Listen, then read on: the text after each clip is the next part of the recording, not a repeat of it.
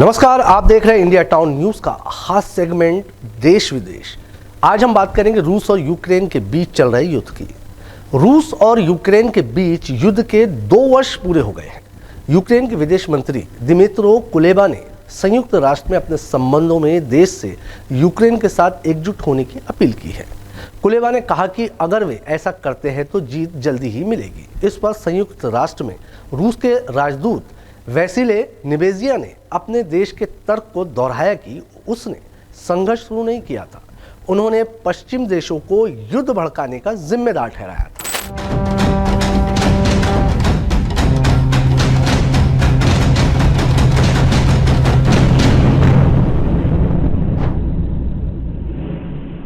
Ukraine और रूस के बीच जारी युद्ध को 2 साल पूरे हो गए हैं। दूसरी वर्षगांठ पर यूक्रेन ने भारत से अपील की है कि वो युद्ध का शांतिपूर्ण हल खोजे।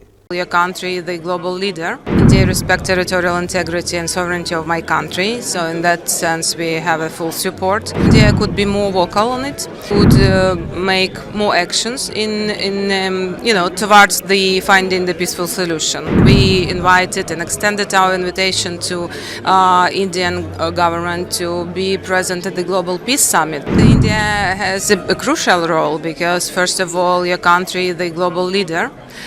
It's certainly a powerful voice of a global South countries. Ukraine ने भारत को वैश्विक नेता और ग्लोबल साउथ की आवाज बताया है। यूक्रेन ने कहा कि भारत को रूस के खिलाफ जारी युद्ध का शांतिपूर्ण हल खोजने में महत्वपूर्ण भूमिका निभानी होगी। बता दें कि इससे पहले रूस के राष्ट्रपति ने भी उम्मीद जताई थी कि भारत युद्ध का शांतिपूर्ण हल खोजने की कोशिश कर रहा है।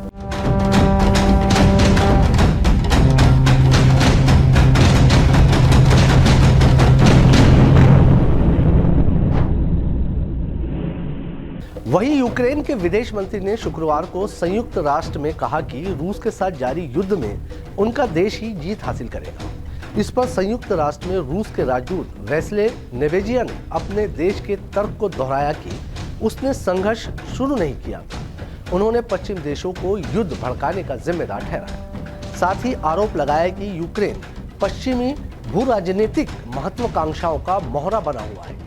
नेबेजिया ने कहा कि लक्ष्य हासिल होने तक रूस के विशेष सैन्य अभियान जारी रहेंगे।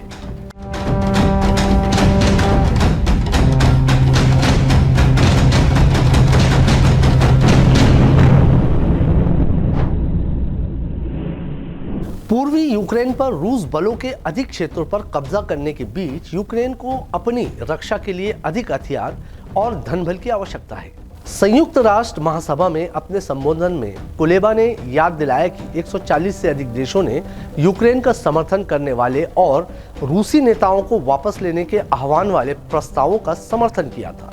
लेकिन मॉस्को का उद्देश्य यूक्रेन को नष्ट करना है और वे इसके बारे में खुलकर बोलते हैं। वहीं भारत ने यूक्रेन पर आक्रमण के लिए दूसरों की तरह रूस की उतनी आलोचना नहीं की है। इस बीच पिछले 1 साल में भारत ने रूसी तेल की खरीद भी बढ़ा दी है। रूसी तेल आयात पर यूरोपीय प्रतिबंध के बाद भारी छूट का लाभ उठाते हुए भारत ने रूसी तेल की अपनी खरीदी को भी बढ़ावा दिया है। तेल और गैस को रूसी अर्थव्यवस्था की रीढ़ माना जाता है। वहीं पश्चिमी देशों ने रूस तेल और गैस पर प्रतिबंध लगाया हुआ है। भारत ने यूक्रेन में संघर्ष का कूटनीतिक समाधान निकालने की अपील की है। प्रधानमंत्री नरेंद्र मोदी ने पिछले साल सितंबर में रूसी राष्ट्रपति पुतिन से कहा था कि ये युद्ध का युग नहीं है। एक्सेलेंसी, मैं जानता हूं कि आज का युग युद्ध का है नहीं, और हमने फोन पर भी कई बार आपसे इस विषय में बात की है कि डेमोक्रेसी और डिप्लोमेसी और डायलॉग, ये सारी बातें ऐसी हैं कि जो दुनिया को एक स्पर्श करती है। आने वाले दिनों में शांति के रास्ते पर हम कैसे बढ़ सके, उसके विषय में जरूर आज हमें चर्चा करने का मौका मिलेगा। 24 फरवरी 2022 को इन दोनों देशों के बीच संघर्ष हुआ, जो अभी तक जारी है। 2 साल की लड़ाई में दोनों देशों में बहुत कुछ बदल चुका है। इस युद्ध ने हजारों लोगों की जान ली, लाखों लोग विस्थापित हुए, परिवारों और समुदायों को तोड़ दिया और अर्थव्यवस्था को तबाह कर दिया।